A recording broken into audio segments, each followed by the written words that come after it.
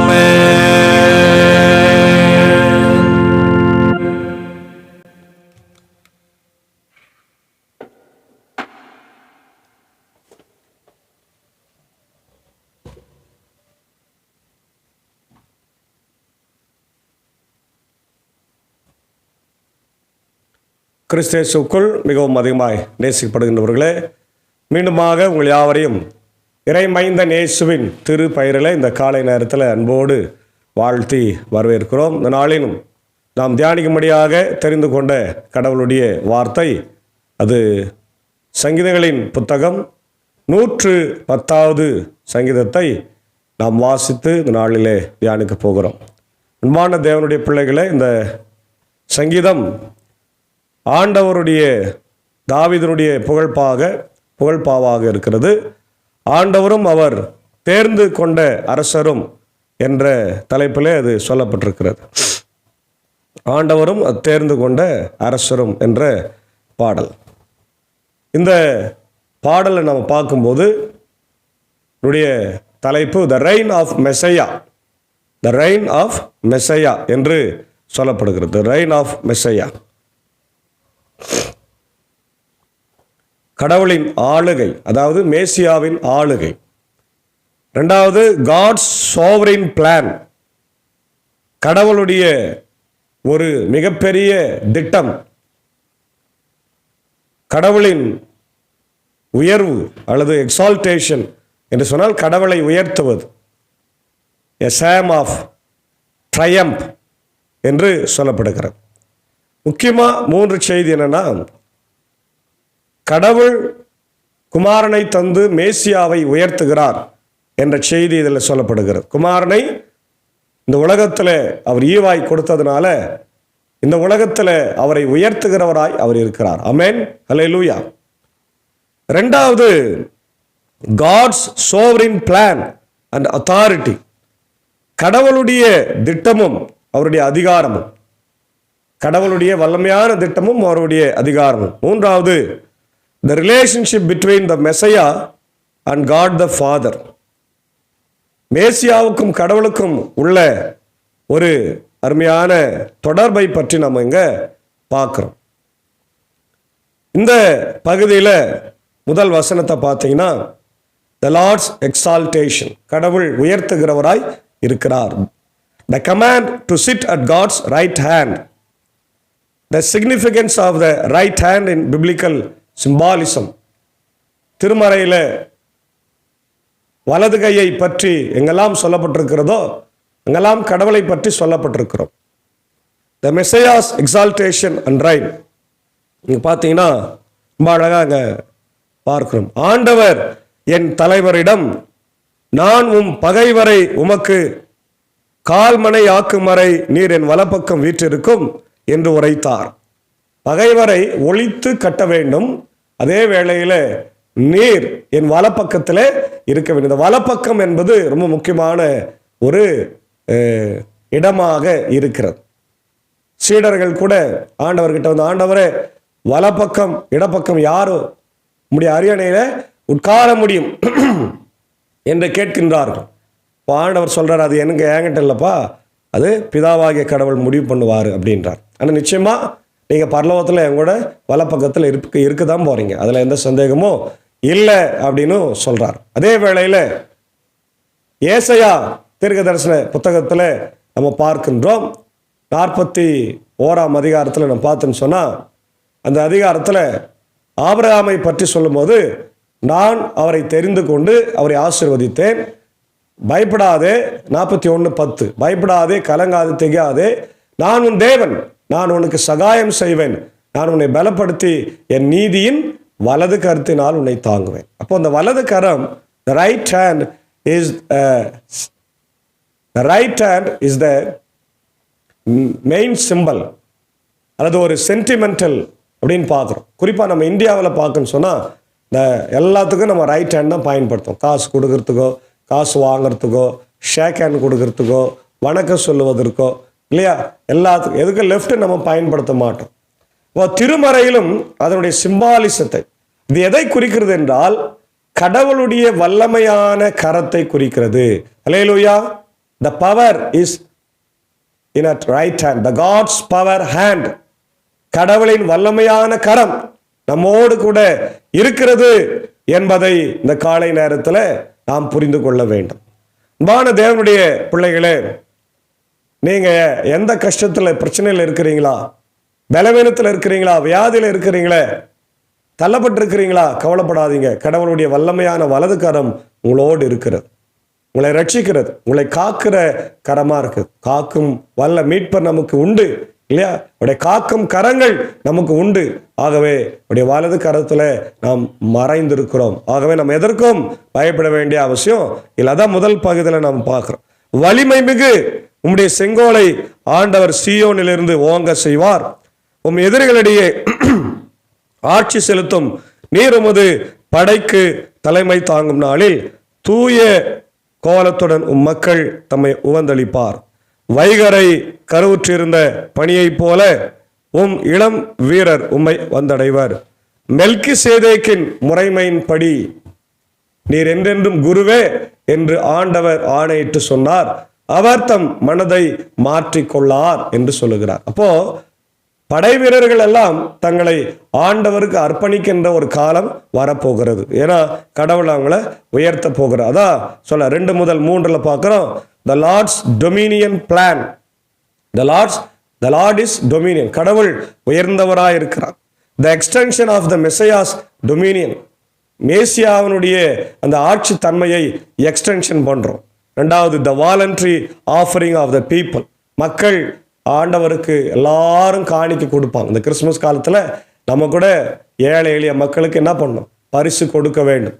ஏன்னா இந்த பரிசு பொருட்கள் அவர்களை ஒரு ஆசீர்வாதத்தில் வழிநடத்தும், உற்சாகத்தில் வழிநடத்தும், சந்தோஷத்தில் வழிநடத்தும் என்பதில் எந்த சந்தேகமும் இல்லை.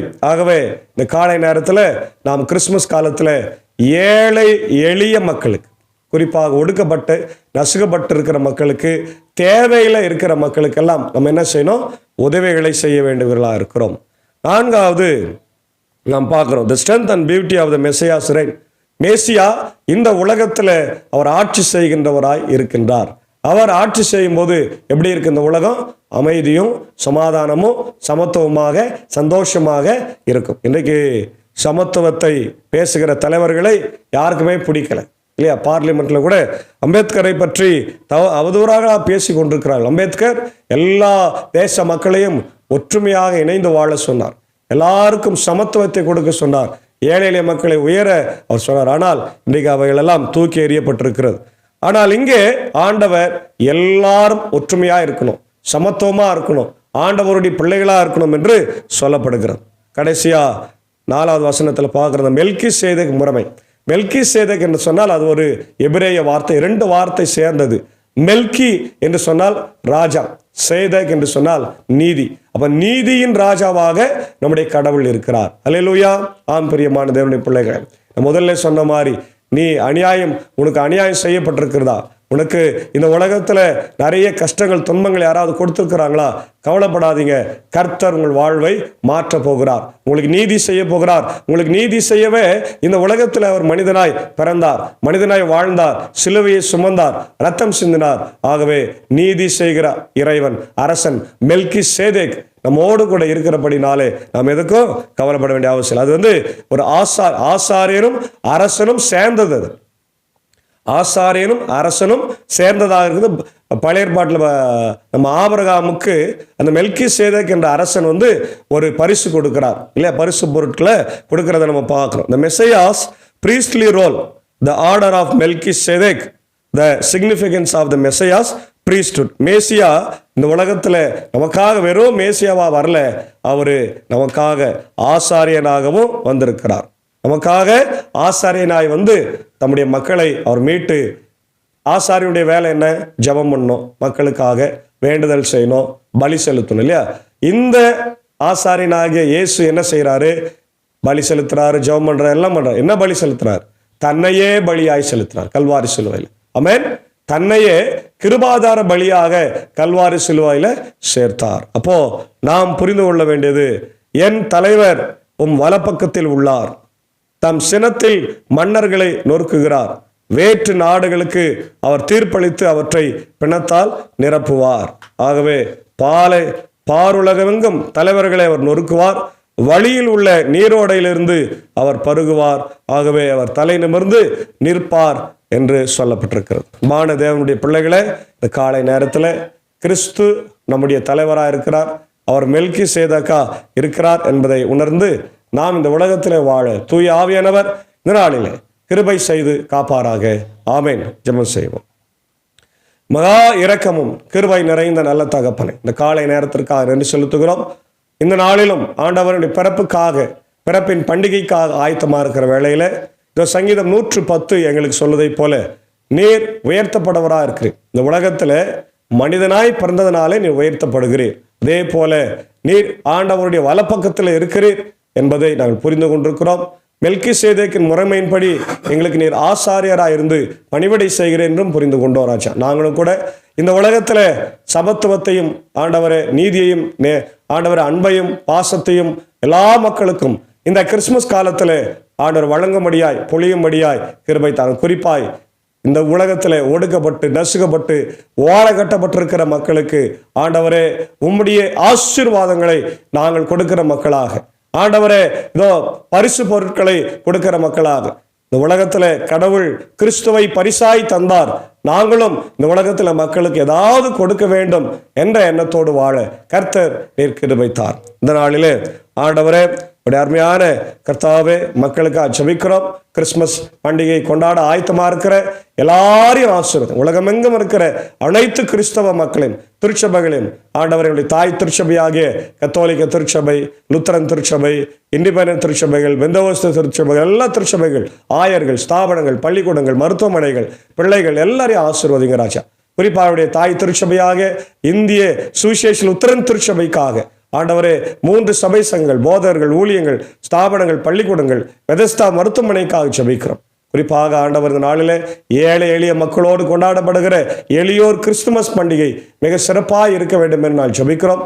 இந்த ஏழைகளுக்கு கொடுக்கிற பரிசு பொருட்கள் அவர்கள் ஆசீர்வாதமாக இருக்கட்டும். இதை கேட்டு பயன்பெறுகிற எல்லாருடைய உள்ளங்களில் இறை அமைதித்தார். இந்த நேரத்தில் இந்த அருமையான சிறப்பான ஊழியத்தில் வசனத்தை மற்றவர்களுக்கு கொடுக்க வேண்டும் என்ற எண்ணத்தோடு எங்களோடு இருக்கிற இப்படி அருமை ஆண்டவரே நண்பர் சாருக்காக, ஏஞ்சக்காவுக்காக, அன்பான பிள்ளைகள் மாத்தாள் மரியாளுக்காக, ஆண்டவருடைய அன்பான சாக்கோ சாருக்காய், டீச்சருக்காக, அடியனுக்காய், குடும்பங்களுக்காக ஜெபிக்கிறோம். இந்த கிறிஸ்துமஸ் காலங்கள் எங்களுக்கும் ஆசீர்வாதமாக இருக்கட்டும். மேலவர்களும் துன்பங்களும் கஷ்டங்களும் வராதபடி இரத்த கோட்டைகளாய் என் தேவன் நீர் மூடி மறைத்து கொள்ள வேண்டும் என்று ஜெபிக்கிறோம். இந்த நாளிலும் கூட ஆண்டவர் பிறந்த நாட்களுக்கு நன்றி செலுத்துகிற என்னுடைய சென்னி சாருடைய ஆண்டவர் உறவினர் திரு நிக்சன் தீனா அவர்களுக்காக ஜெபிக்கிறோம். அவருடைய அன்பான மனைவி பிள்ளைகளுக்காக ஜெபிக்கிறோம். ஆண்டவரே பள்ளிக்கொண்டா பகுதியில் இருக்கிற அவருக்கு நல்ல சுகத்தை பலத்தை தார். இந்த பிறந்தநாள் ஆசீர்வாதமாக இருக்கட்டும். எதிர்கொண்டிருக்கிற கிறிஸ்துமஸ் புத்தாண்டு ஆசீர்வாதமாக இருக்கட்டும். அதே போல என்னுடைய அன்பான ஏஞ்சலின் பத்மினி, அவருடைய அன்பு கணவர், அன்பான பிள்ளைகள் ஹேனா, எலிசபெத் அவர்களுக்காக ஜெபிக்கிறோம். குடும்பங்களை ஆசீர்வதிங்க ராஜா. இந்த பிறந்தநாள் அவர்கள் ஆசீர்வாதமாக இருக்கட்டும். எதிர்கொண்டிருக்கிற கிறிஸ்துமஸ் புத்தாண்டு ஆசீர்வாதமாக இருக்கட்டும். அதே போல ஆண்டவரே ஆண்டவரை பலவீனமாக இருக்கிற உடைய பால் மோசஸ் ஐயருக்காக ஜெபிக்கிறோம். எல்மாங்குப்பம் திருச்சனுடைய ஆயர் ஐசியூவில் ஆண்டவர் சேர்க்கப்பட்டிருக்கிறார் என்று நாங்கள் கேள்விப்படுகிறோம். அவரை கண்ணோக்கி பாரும் பலவீனங்களை நீர் மாற்று ராஜா. தேவை சென்று இந்த கிறிஸ்துமஸ் காலங்கள் அவருக்கு ஆண்டவரே சுகத்தையும் பலத்தையும் கொண்டு வர வேண்டும் என்று ஜெபிக்கிறோம். அதே போல பலவீனமாக இருக்கிற என்னுடைய ரெவரண்ட் டாக்டர் உதயநேசன் ஐயருக்காக, ரெவரண்ட் பிஜிஎஸ் ஐயருக்காக, நெக்ஸன் ஐயருக்காக, அன்பு சகோதரி தீபா, ஏழுமலை, வேலன், லதா, ஆலன், ரஃபியா, வனஜா அம்மா அவர்களுக்காக ஜெபிக்கிறோம். ஆண்டவரை எல்லாரும் பலவீனமாக இருக்கிறாங்க, கண்ணோக்கி பாரும். நேற்று தினத்தில் கூட என்னுடைய பாவனப்பள்ளி திருச்சபையினுடைய செயலர் அன்புக்குரிய ஆண்டவரே சாலமோன் சாருடைய தாயார் அமுதாம்மா ஆண்டவரை மருத்துவமனையில் சிகிச்சை பெற்று வீடு திரும்பிக்கிறார். இன்னும் நல்ல சுகத்தை பலத்தை தாரம் எடுத்துக்கொள்கிற ஆண்டவரை மருந்து மாத்திரைகள் உணவு தண்ணீர் வழியாய் இந்த கிருபை தங்கிட்டும். ஊழியத்தில் இருக்கிற பிள்ளைகளுக்கு இப்படிப்பட்ட சோதனைகள் வருவது சகஜம்தான். ஆனாலும் கூட அவர்களோடு கூட ஆண்டவர் நீர் இருந்து பலப்படுத்த வேண்டும் என்று ஜெபிக்கிறோம். இன்னும் யாரெல்லாம் பலவீனமாய் சுகவீனமாக இருக்கிறார்களோ எல்லாரையும் தேவன் கண்ணோக்கி பார்த்து இந்த பண்டிகை நாட்கள் அவர்களுக்கு ஆண்டவர் சோகமாக இல்லை, வருத்தமாக இல்லை, ஆசீர்வாதத்தின் காலங்களாக, மகிழ்ச்சியின் காலங்களாய் மாற்ற வேண்டுமா ஜெபிக்கிறோம். தொடர்ந்து நம்முடைய திவ்ய பிரசனம் இந்த நாளில் எங்களோடு இருக்கட்டும். ஆண்டவர்களா வழிநடத்தும் ஆசீர்வதியும் இறைமைந்தன் இயேசுவின் மூலம் ஜெபிக்கிறோம். ஜெபம் கேளு நல்ல பிதாவே, ஆமென். இது ஆண்டவராக இயேசு கிறிஸ்துவின் கிருபை, பிதாவாகிய கடவுளின் அன்பு, தூய ஆவியின் ஐக்கியம் இந்த நாளில் நம் அனைவரோடு கொண்டிருப்பதாக. ஆமென்.